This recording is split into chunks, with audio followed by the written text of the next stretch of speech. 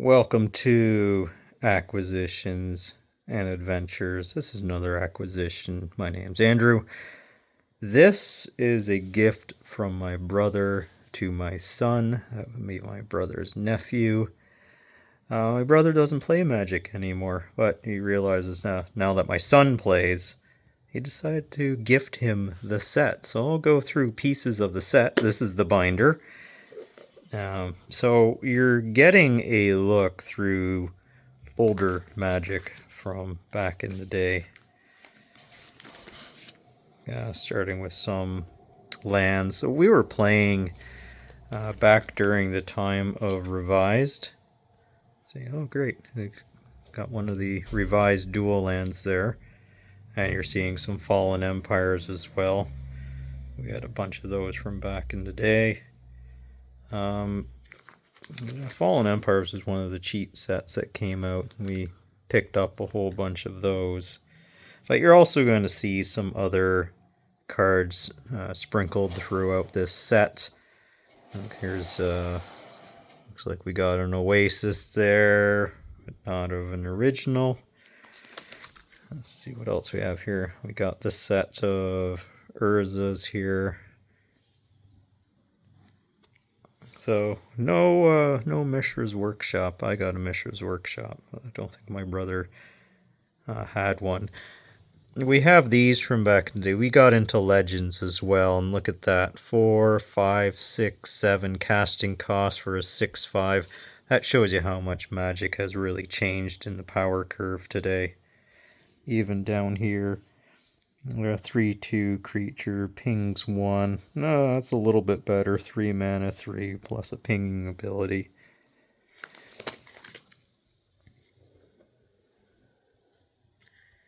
Just give you some of the other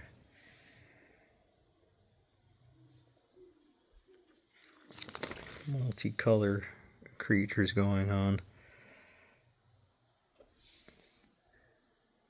So it looks like he's got some darks here. He's got some Dissension. I think he went up to Ravnica and then stopped. But it looks like he put more of the older stuff together here. Yeah, we had a lot of fun with this game over the years. Call this one the Shotgun, the Aladdin's Ring. A lot of mana to do 4 damage.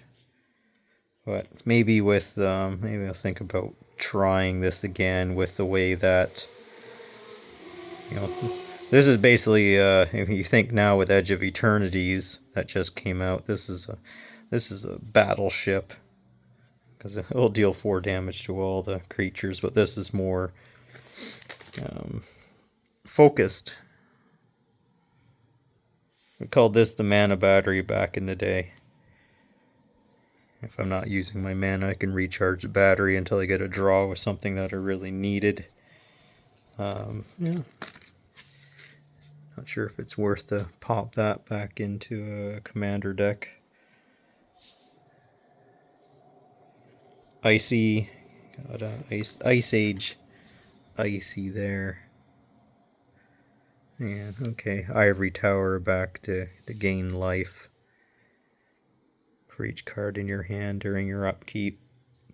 So that might find itself into get it into some play nowadays.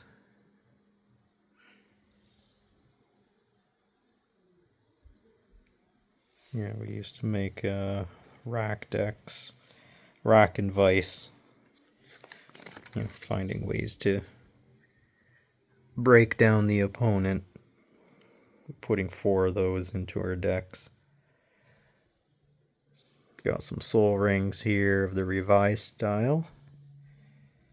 My brother had a bunch of those. They're scattered throughout decks. Here we knew the power of those. Yeah, we're still seeing them used quite a bit today. So we're into the whites now.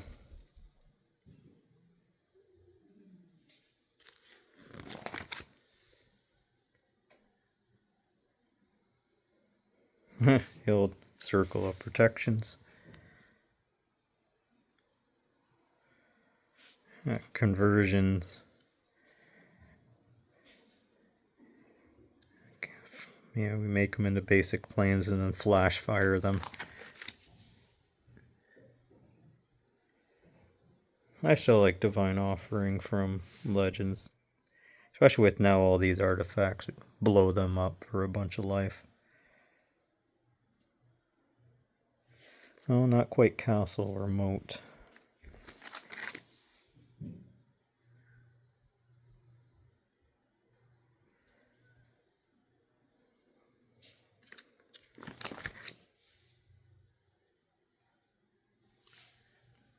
Here. The money changer. It's not land tax.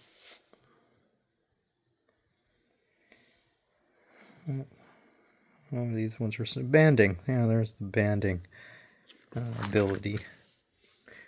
If you got creatures that banded together, then you can allocate how the damage falls on them. So you can band, a little guy to something big and send him in, and then soak all the damage into the little guy. And as long as you can keep getting little banding guys out, you can send them in with your big guy. And in some cases, you just have a regenerator and you soak all the damage into the regenerator with banding. And then just regenerate the little guy and continue.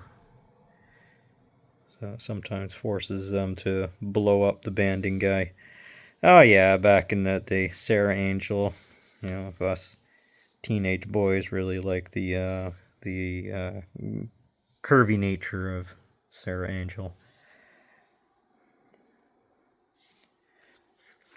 I'd like to see more Magic cards designed that way. None of this political correctness stuff. Give us big burly dudes and Sarah Angels. Oh yeah, White Knight was a staple, as well as the Wall of Swords. Once you're able to get that out, having a flyer at that toughness level did keep a lot of stuff off your back. There's a Wrath of God. Blow up all the creatures, so that's going to find its way into a commander deck most likely. My son's going to pluck that out, and I've been asking him to get some more board wipe put into his stuff. Especially now with the Edge of Eternities, you got the one that destroys all the spaceships and creatures, I believe. Into the black stuff now. I go, oh, tutor. Okay. Yeah, he still has a little pentagram on his chest there. Not the upside down one, though. It's more the Wiccan style, so it's not like it's completely unholy. Yeah, regenerating creatures. Nice to bring them back. Give them a whirl in our commander decks. That's primarily what we play.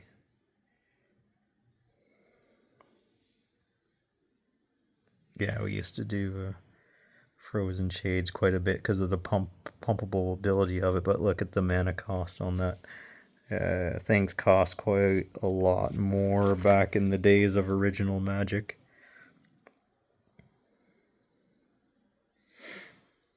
Yeah.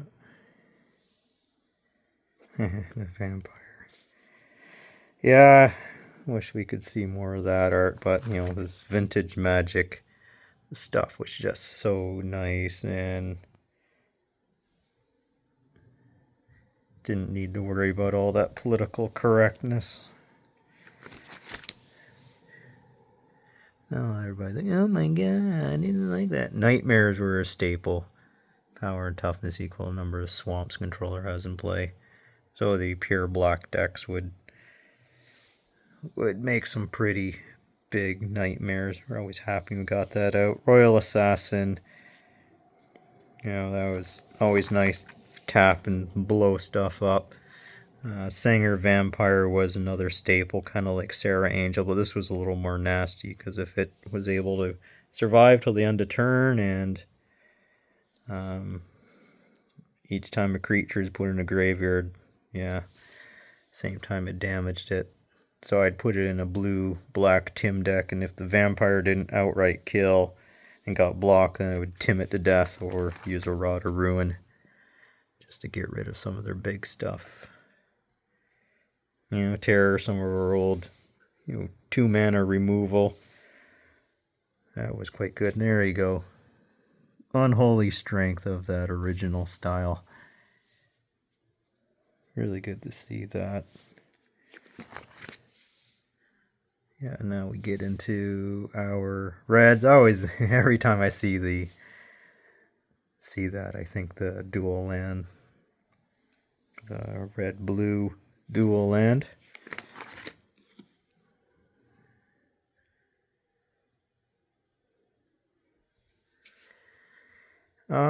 Yeah.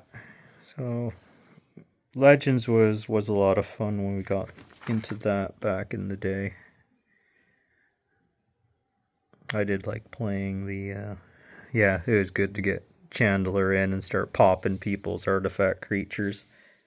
Because there were things like Juggernaut that would get out there and then throw that Disintegrate in to make sure that you can't regenerate the creature. That was quite important back in the day. Make sure that thing stayed Earthbind with that art. You're not going to see that around very much with the kind of woke politics that we have these days. Even the fire. Yeah, she was hot. That was our joke. Fire Elemental. Oh, yeah, look, she's hot.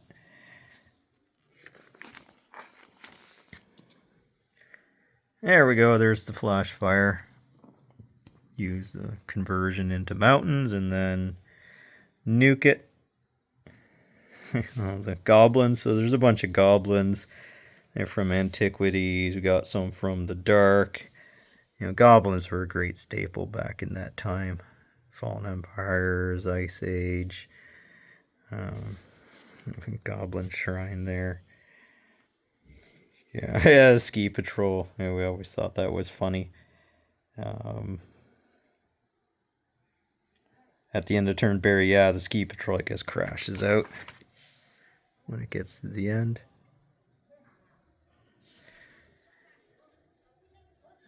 Minotaur was a staple as well.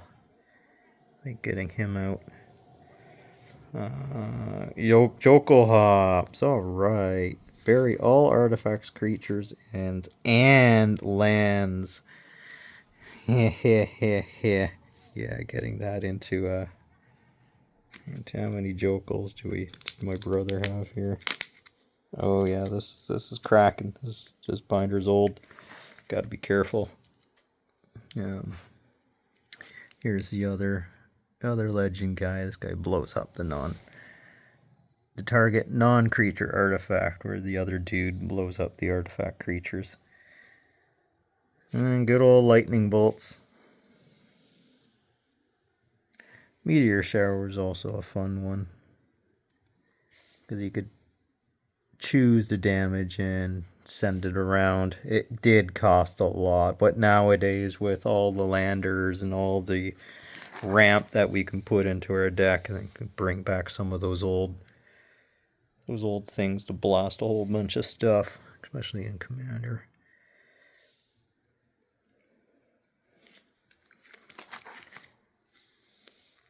Oh yeah. Pyrocrows. That's nice for the 2-mana. Wipes out all the little weenies, so you delete those people that had the weenie decks. We'd use that to delete those weenies, and then things like our Shivan Dragons, it would survive the Pyroclasm. 6 for a 5/5 flyer. It's pumpable, so Shivan Dragons is still somewhat viable, but the overall the power creep of the cards, especially now we're seeing Final Fantasy and Edge of Eternities come out. There's a lot of power going on. I always like the Uthden Troll, because I had regenerate stuff, usually in my red-green decks. Yeah, and here we go. Wheel of Fortune. Yeah, so we're going to move on to, here's some green. We always set these binders up. My brother and this one, green and then blue. Okay. Not quite Wooburg. Oh, I always did mine the opposite way, not Wooburg. I went counterclockwise when setting up my binders. Don't know why. Bears, tutu bears. I know if the Spider-Man set coming out that there's the dude sitting at his desk. Who's oh, there you go. Mana birds. That's nice. Got some mana birds there. Remember the cockatrice that turned the stuff to stone and knocked it out. Crawworms used to be a big staple. If you get the crawworm out, you're basically at the end game when those big things started to come out. But nowadays, 6/4 for 6 mana, 2 of it being green. Yeah, power creep has really changed things in Magic now. Got some elves, dragonfly. I like that because it was one of the early first strike creatures, but you had to turn it on.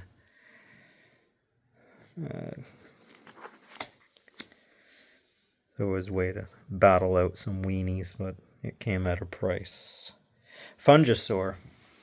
I liked Fungisaur decks because I used to play it with Prodigal Sorcery and ping my Fungisaur at the end of any turn. So I ping it at the end of the turn, start getting those +1/+1 counters. Then they knew they only had a certain amount of time to get rid of it before it would get a little too big and unwieldy. Grizzly bears. So, do you want to find yourself trapped in the forest with the man or the bear?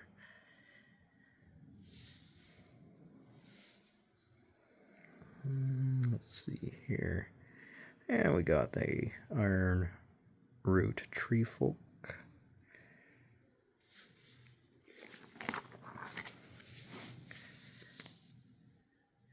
Revised Llanowar Elf. Good for mana. Lure was great, using that to lure into a death touch creature. And you put banding on it. So in a green-white deck with banding, use the lure, put it on the death touch, or band it up, and then suck everything into it, and then move all the damage to the banded one. And you try to clear their board out doing that.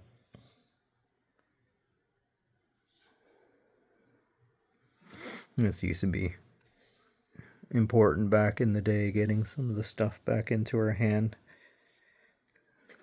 Especially things like, I wanted to get my Royal Assassin put back into the hand. So I can go out and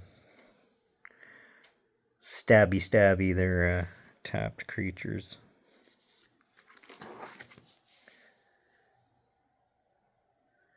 Sylvan Library. 2 extra cards. Yeah. Thalid, that's from... Thalid's a neat idea. Tried to make those sapperling and spore stuff back in the day. This is still good. Destroying all enchantments. We got so many enchantments now that come out, especially with the Final Fantasy, getting those enchantment auras. So, specifically nuking those off the creatures can be important. Without the complete board wipe. You might not want to wipe out all your creatures, but your opponent is heavily pushing enchantments. So we need a way to deal with that specifically. Into our blues. Let's see, animating the artifact. Target artifact's now an artifact creature. So a good way, if I don't have something stationed and I got a big artifact out, like the battleship, and it's not stationed yet, then you can use that to speed up the process. Even though it's not. And until you get the station on it. Boomerang, pulling stuff back into your hand. Sometimes seeing that 2 blue up, and you're still holding cards in your hand, you got to, Well, we got the clone here. So cloning creatures and controlling target creature until the enchantment is discarded, game ends. It stays tapped though. It's one of the things, especially with the control artifact. There's a counter spell. Not of the original style, but hey, counter spell's a counter spell. You need counter stuff. Let's get stuff countered. Got some birds here, especially for the new bird decks that came out.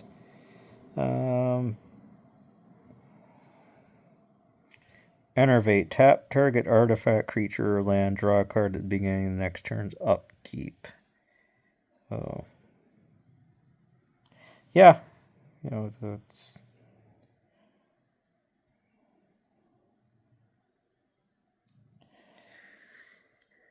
kind of a cantrippy style. I just remember that getting that ability and then getting a card draw after it was important back in that day. So we had things like Brain Geyser that could give us a large amount of card draw. This was fun. Ghost ships were always fun because they regenerate. It's expensive regenerate, but having a flyer that we could chump block and then bring it back, that was worth, so we weren't churning through a whole bunch of cards. We didn't have things like restock to give us a lot of cards back. We had to make sure we did as well as we could with the cards we had in hand. The island fish. Heavy upkeep costs. I have a Dark Leviathan as well, and nowadays it's just, a 10/10 creature requires an enormous amount of stuff to counter target spell, put the spell back on top of the owner's library, and memory lapse. Yeah. That sometimes you could use that as a trick. Oh, he doesn't have the counter spell. Oh no, I got a memory lapse, so you're gonna have to recast all of that. Pay all that mana back again to get your biggie out. So back in the day when we started, this was pretty important. There was that 3/4 mana to get a 3/3 up. That was pretty important, because then we could start flying in. I really like the power sink. You play that and you suck up someone's mana,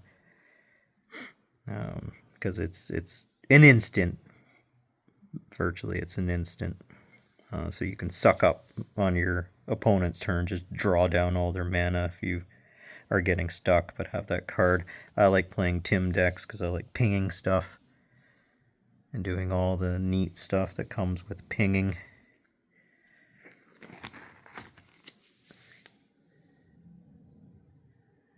Riptide, tapping all the blue creatures.